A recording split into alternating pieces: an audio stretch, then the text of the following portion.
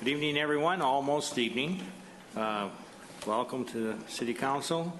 My name is Dave Woods. I'm a councillor and acting mayor for the month of February.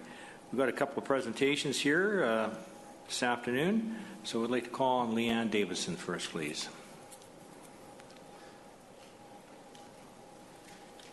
Good evening. I'd like to introduce Andreas Bohm, who will begin our presentation.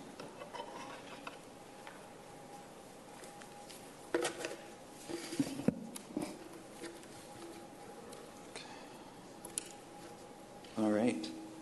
I'd like to thank Mayor and Council for the opportunity to invite us here to talk about the new Surrey Arts and Culture Map.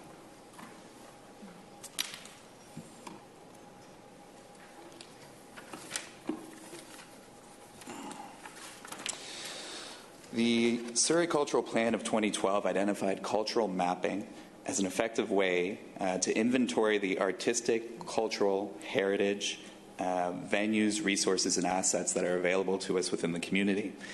It both helps support and inform the community and helps with the planning process.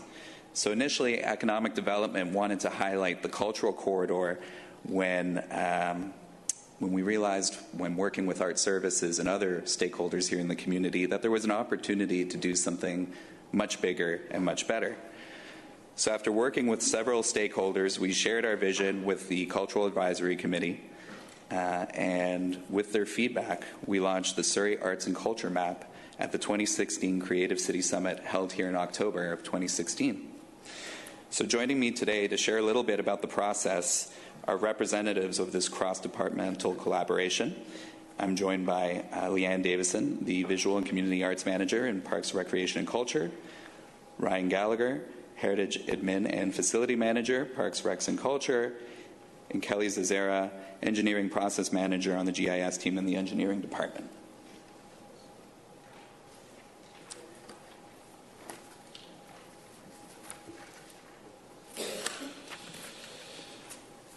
So the Arts and Culture Map is held on the City website and made accessible through various pages in the Parks and Rec and Economic Development websites.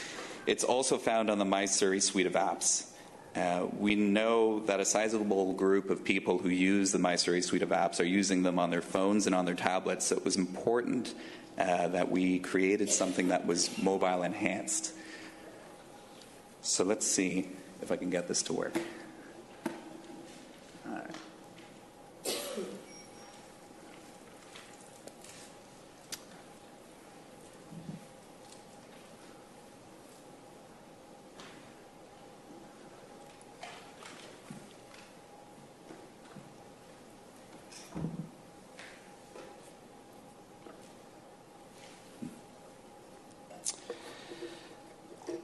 Okay, so what you have in front of you is the starting splash page for the Surrey Arts and Culture Map. And by using the storyboard function made available to us through the GIS team, we're showing how we can leverage Cosmos as a fun way to educate the public and businesses and others with an interest in the creative sector. Use of the map has been consistent since its launch. We've had over 1,600 views, and that comes out to about an average of 7 visits per day. As the city moves forward with its arts and strategic plan, and we continue to market this resource across our various departments, we anticipate usage to increase in the near future.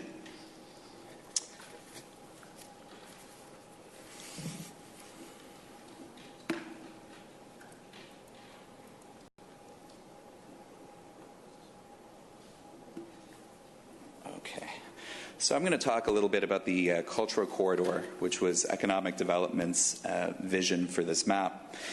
The Surrey Cultural Plan of 2012 outlined the concept of a cultural corridor, leveraging the artistic and cultural venues, art pieces, organizations, and events that run through the heart of the city along King George Boulevard. Economic development saw this as an opportunity to strengthen several key initiatives, the first being placemaking.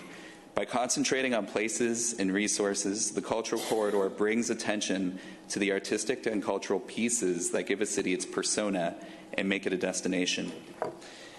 We also heard quite often through artists and artistic organizations and businesses that have an interest in the creative sector that they're unaware of what others are doing in the community.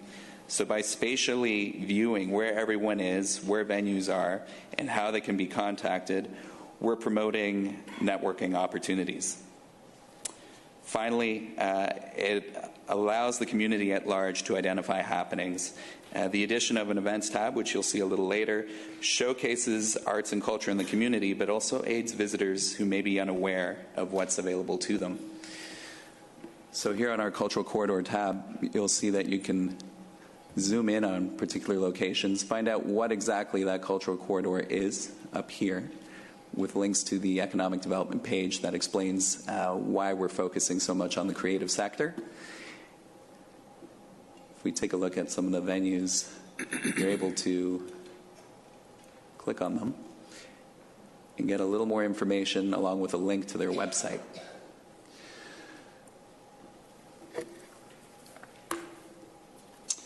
So there are 7 tabs up here, and to give you a bit of a run through on what some of the other tabs do, I'll invite Leanne Davison up. Great. So I'm just going to show you the cultural venues. So this tab shows all of the places where if our residents want to go somewhere for a cultural event, this will show where they are in all of the neighborhoods. My favorite here, the Surrey Arts Centre. So these are all the venues which host professional art events, and we've included the Arts Umbrella as well, which has performances and events, and Kwantlen Polytechnic University, as well as the campus at SFU Surrey. I'm just going to show you now the Public Art tab.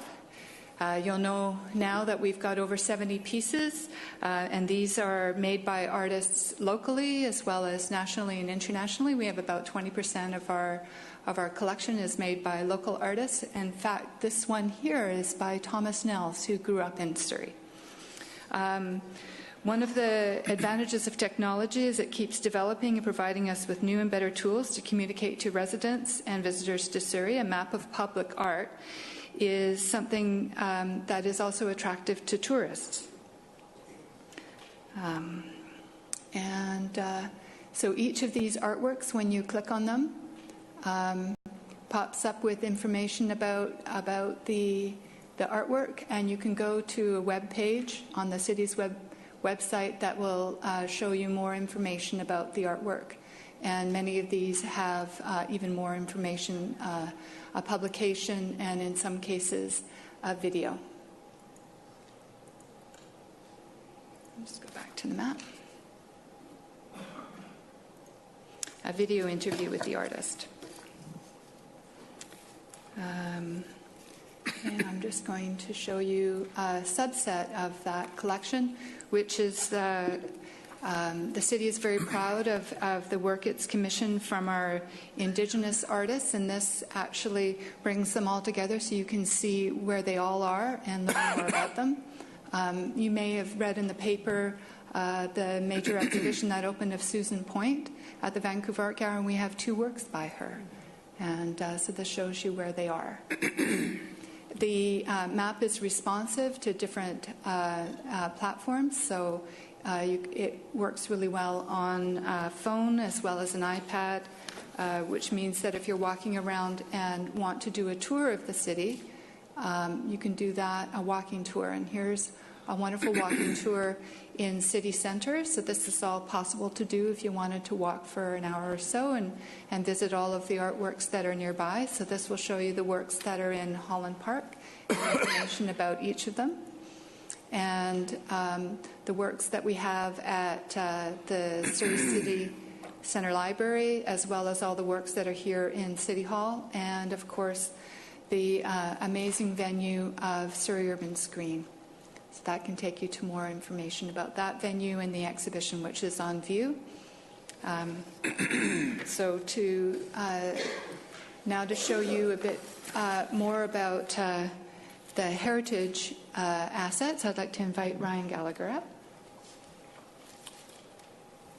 Good evening. So the Heritage tab consists of 130 sites on the city's Community Heritage Register. The tab very clearly demonstrates that our local history is all around us when you can see it visually.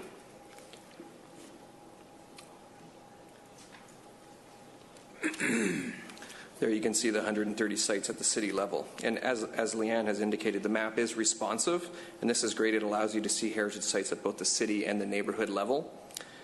It works very easily. If one is interested in heritage sites in city center, they simply have to zoom in on that area to get a sense of the ones that they can explore more.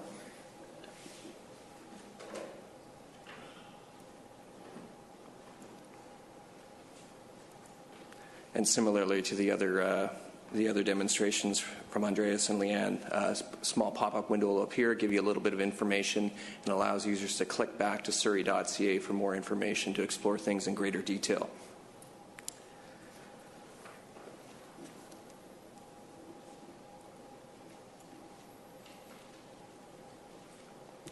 I just want to take you southeast here to Cloverdale. And the downtown area of Cloverdale has numerous heritage resources. This is one area in the city that people can easily use the Arts and Culture map for a self-guided walking tour. Such a tour could be of strong interest to visitors to the Surrey Museum, Surrey Archives, Heritage Rail, and Vintage Truck Museum.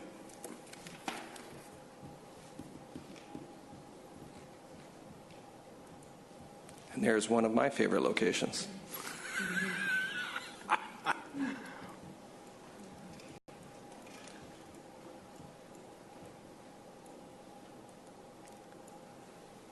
Another spot in the city with a good cluster of heritage sites is Crescent Beach.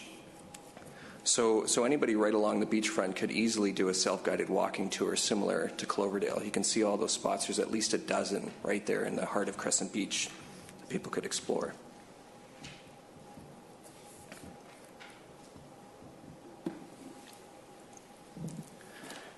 And finally, we wanted to inform you that the map also features an events tab, which includes the locations of upcoming cultural events in the city. Similar to the functionality seen in earlier slides, the events tab provides pop-ups that give brief descriptions of upcoming events.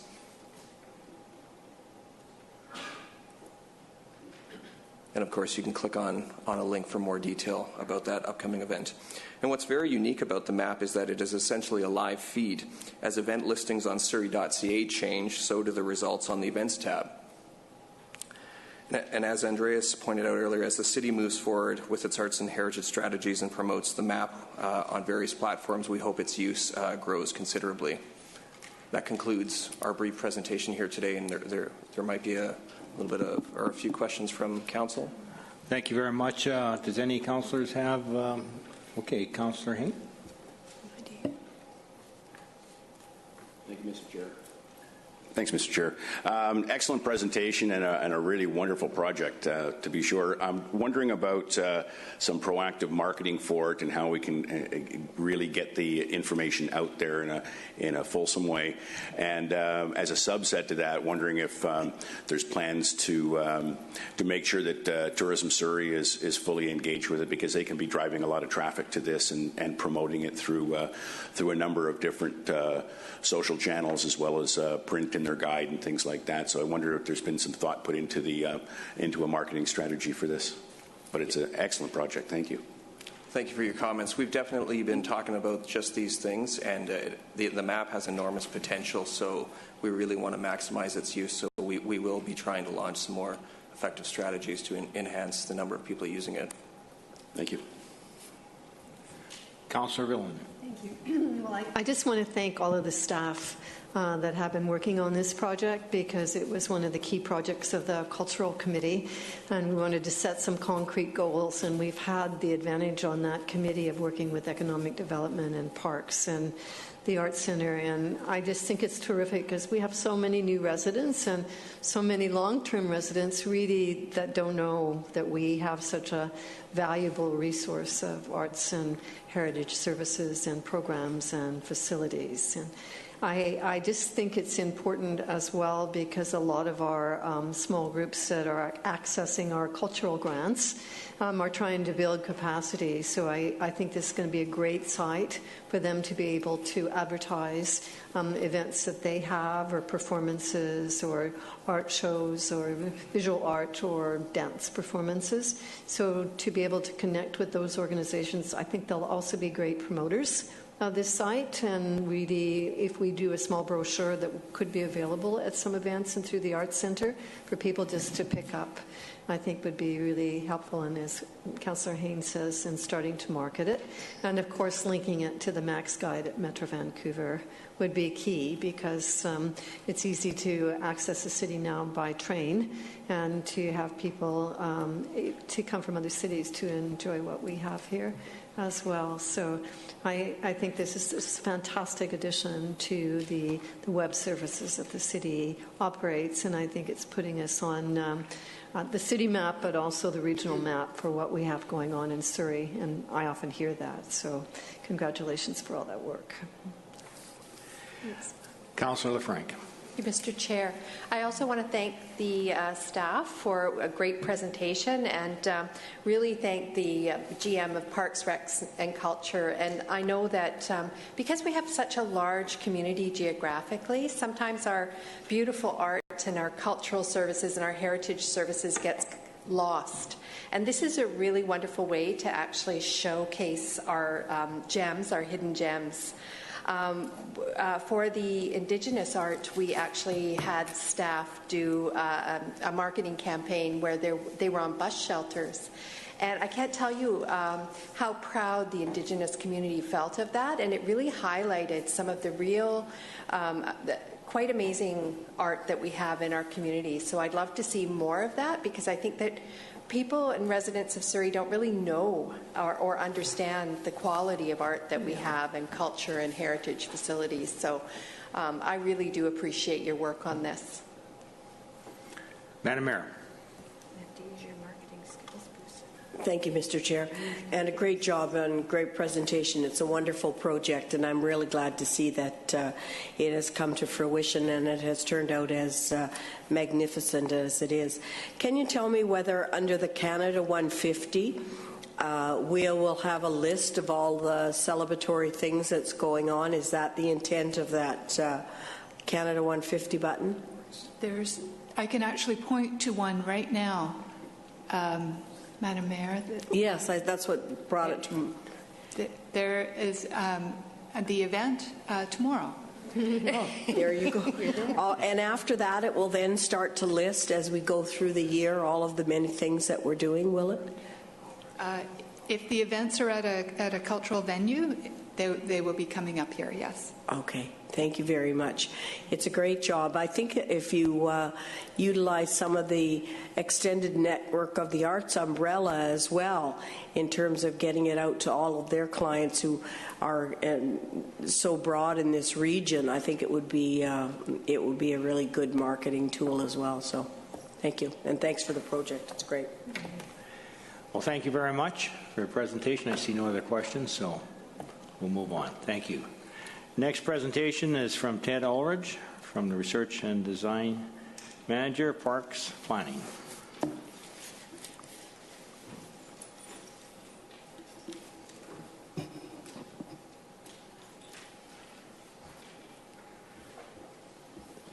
Thank you, Madam Mayor, Chair, members of Council. I am here to present the Glades Master Plan. I think many of you know the Glades. It's a beautiful woodland garden park down in South Surrey. This plan for what is really a regionally significant destination will ensure that the development of the Glades will allow for much more frequent openings. It will also improve safety and accessibility for park patrons. I did also want to mention that we had used PWL Landscape Architects on this project. They're a very well-known landscape architecture firm. They've done Southeast Falls Creek. They've done work at the Van Dusen Botanical Gardens as well. So as many of you know, the Glades is located in South Surrey. It's actually really well located as a regional destination. It's on major transportation corridors near Highway 99, Highway 15. And also for our friends south of the border who are interested in gardens, it's just very close to Peace Arch border crossing and Pacific border crossing. There is actually a healthy dose of folks who come from the U.S. when we do have openings. There's a certain amount of garden tourism, we call it. It is also well located for local growth. Just to the southeast is the neighborhood of Douglas, and to the north, up 168th Street, is Grandview, the Grandview neighborhood, where, of course, we're seeing a lot of new growth in Surrey. So more specifically, the Glades is on 172nd Street, just north of 4th Avenue. As I mentioned, Douglas is just to the southeast there. Residents from Douglas can walk into the park, but we also see a lot of residents driving to the Glades. The main property there was donated to the city by the DeWolfs back in 2002, and since then we've acquired the north property in 2009, and in late 2015 we were able to acquire the south property after many years of negotiations.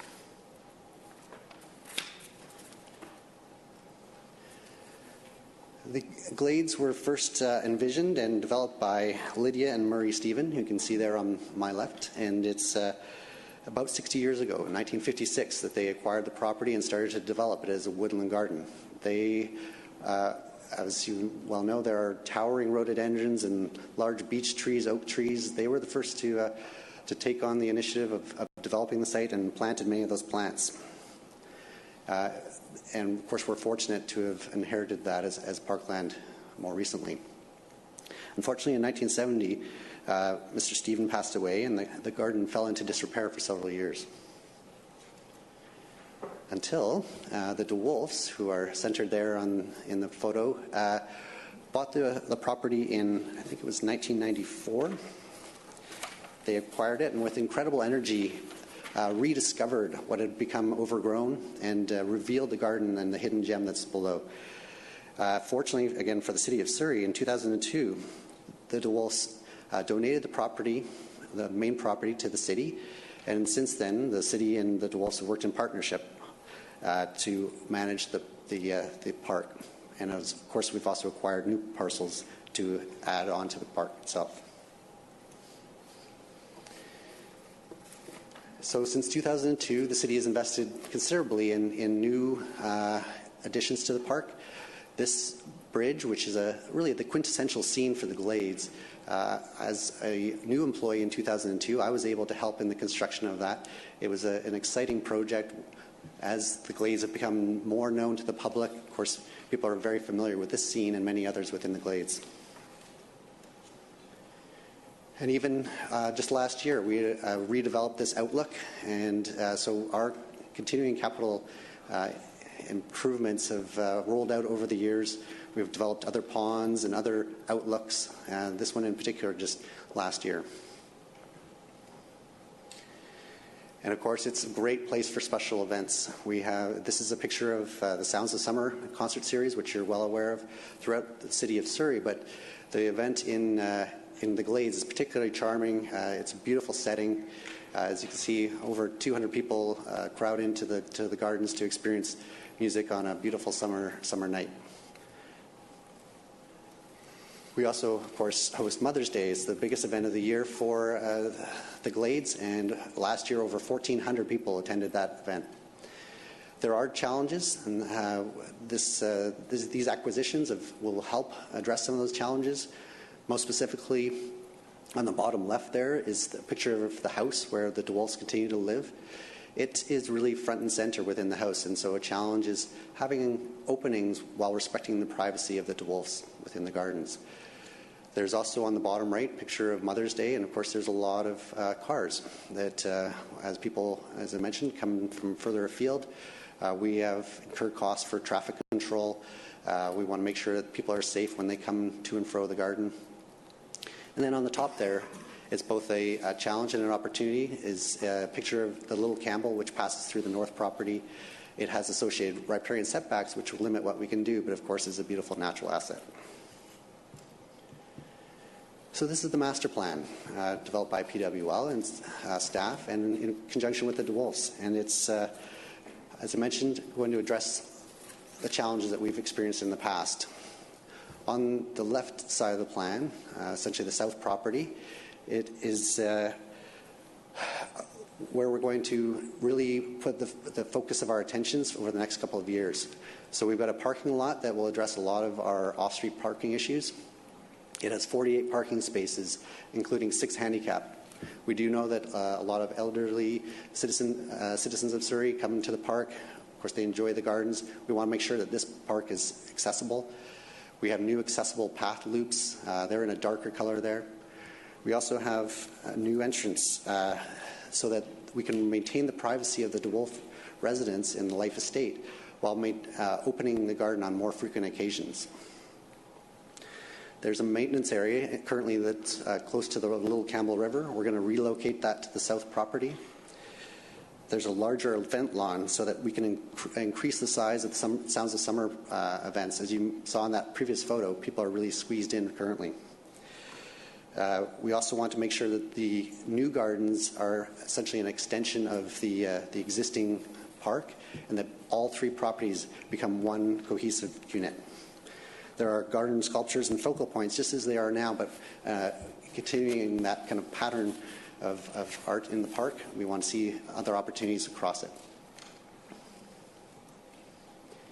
These are some quick views of what the park visitors will experience. On the top left there, we want to make sure that people feel immersed in the park as soon as they arrive, and that they have a beautiful entrance sequence, much like Van Dusen Gardens. And so you'll see a quick shot of a garden house, ornamental trees and flower beds. On the top right there is a view across the Great Lawn back towards what we're calling the garden house. It is obviously a beautiful spot. And then finally down on the bottom right is look back across the pond and making sure again that we have a cohesive blend between the new properties and the existing gardens. This is just a quick blow-up of the garden house. It's really intended to provide a lot of that functions that we're currently lacking or rely on the DeWolf residents for. So it would potentially have a lobby with a ticket window and space to marshal tours. It would have public washrooms.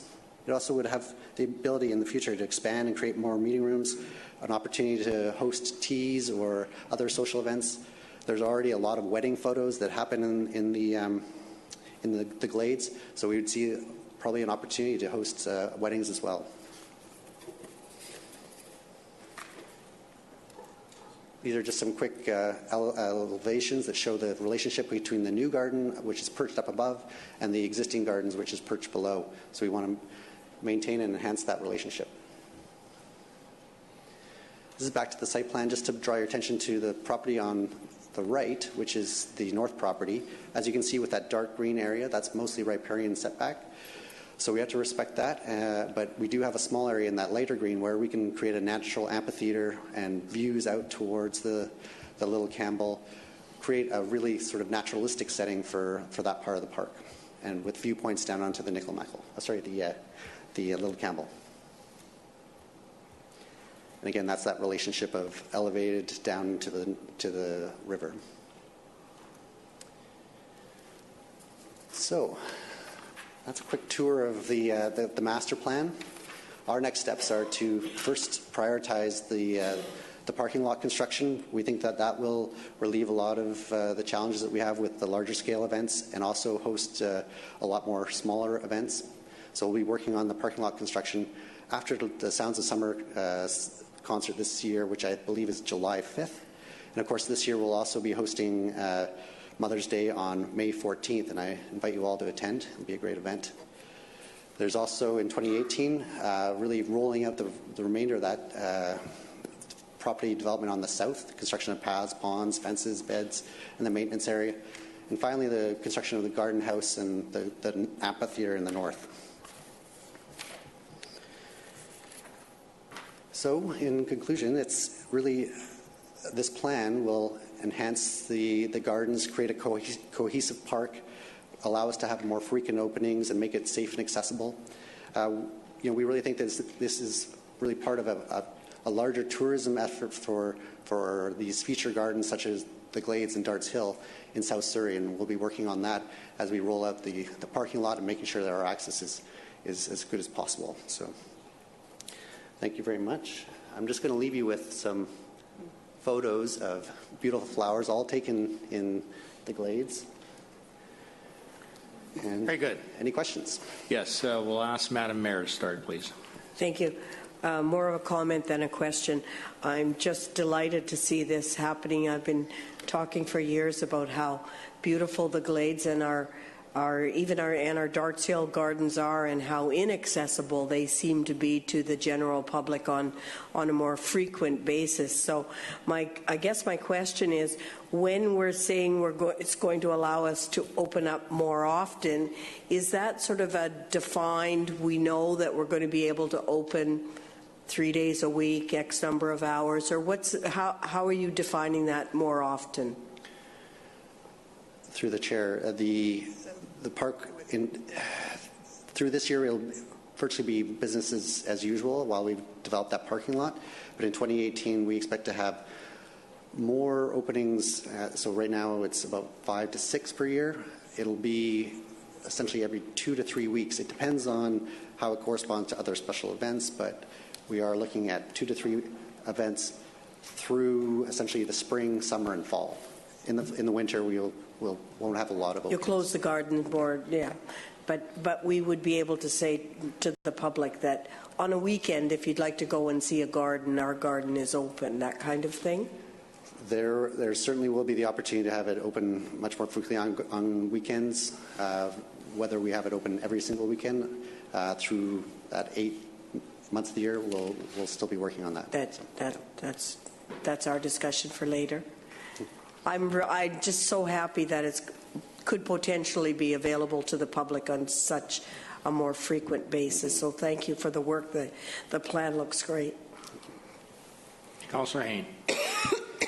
Thanks, Mr. Chair. And just very briefly, just wanted to congratulate staff on the plan and on the opportunity to expand that park, because, as the mayor said, it's just such a gem in the city, and I know the committee was very, very supportive and very pleased with what the plan looks like, and so just wanted to congratulate you and our general manager of Parks and Recreation for that, and as well the thoughtfulness by which we've in the plan there is providing the DeWolf family with some more privacy and that sort of thing. That's such an important component of being able to open the park more, but it was very thoughtful the way that's been done in the mapping. So congratulations, thank you. Thank you. Councillor Steele. Invited down for lunch to see the Glades, and I, in all my years of living in Surrey, had never been there. And we were all talking, I think Mayor Hepner and I particularly were walking with a couple of other people and saying how it would be so wonderful for this to be open so everybody can see it. And I thank the family very much. It's not easy to open your place for everybody to walk through, but I think it'll be a huge, huge boon to tourism in the city, and I think that everybody will be very grateful that they get a chance to go through and see this. So kudos to all of you. It's a great job. Thank you. Thank you very much. Councillor Frank. Thank you, Mr. Chair. I just echo what everybody else has said, but I'd also like to ask you what the name of that beautiful flower is, because it's driving me crazy. Through the chair, this is tree peony. Ha, thank you. A tree peony. $5. No. Very good. Well, thank you very much for the presentation, Ted, and I really love that place down there. I'm hoping in the future that people will be using it. I think they have already for weddings, etc., during the summer, and I don't think they'll use it during the winter, but anyways, great presentation. Thank you very much. Thank you. Motion for adjournment, please. Second. All in favor? Contrary, carried.